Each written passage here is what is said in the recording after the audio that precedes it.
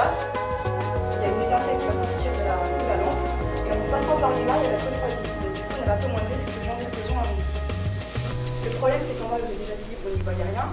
Donc si en plus on couvre la flamme par quelque chose de sombre, on y voyait 2 fois moins. Donc ce qu'on a fait, c'est qu'en 70, on est passé à ces lampes-là.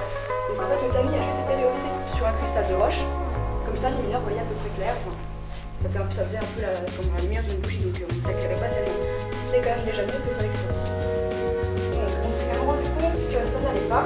Le tamis ne retenait pas assez les étincelles. Ce qu'on a fait, c'est qu'on est passé à toute l'enveloppe que vous avez ici. On a juste en fait posé une cuirasse par-dessus pour protéger bien entendu le tamis.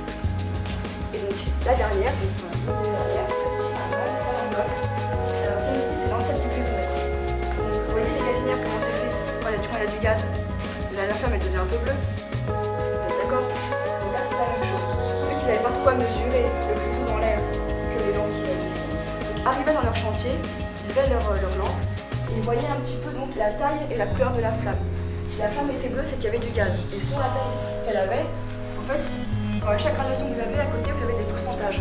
Donc 2% c'est le taux risqué grisou, on va dire. Donc quand la flamme dépassait la gradation des 2%, ça commençait à devenir dangereux, donc il fallait vite faire attention et arrêter tout ce qu'on faisait. Pas quelqu'un restait comme il faisait. Il arrivait au chantier, il avait le bras qui penchait un petit peu, donc c'était pas très pratique. Enfin, la seule chose qui était pratique avec ça, c'était ça évitait ce genre de choses. Les explosions, donc sécuritaire. Et s'il y a un petit crochet ici, en fait, c'est parce qu'à la base, les charpentes qui soutenaient donc les plafonds des galeries étaient en bois. Donc du coup, quand ce crochet, il fallait le clouer dedans et ils avaient les deux mains libres pour travailler. Déjà, par contre, par le casque. Le casque qu'ils n'avaient pas à l'époque, c'était juste des petits chapeaux en cuir, quoi, donc c'était pas très résistant. C'est ceux qui sont les chevaux dans la mine, parce qu'il y a pas mal de chevaux qui travaillaient avec les mineurs quand ils étaient dans la mine. Donc pour les éclairer correctement, on avait ça, et surtout pour éviter que le foin prenne feu. C'est très important ce genre de lampe-là, sinon ça risquait de brûler toute une mine par exemple.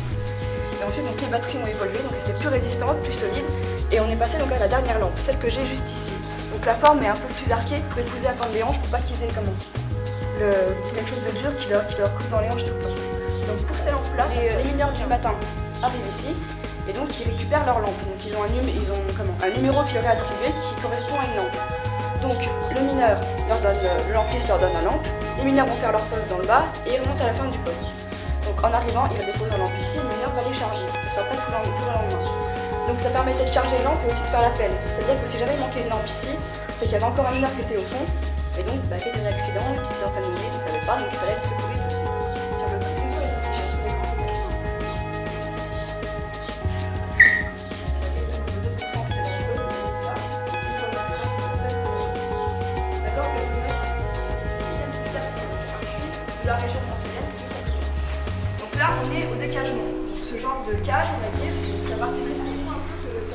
Le niveau du sol de la cage et le niveau du sol d'ici était aligné. Dès qu'on ouvrait le portail, la berline sortait et elle est à la machine verte, juste derrière nous.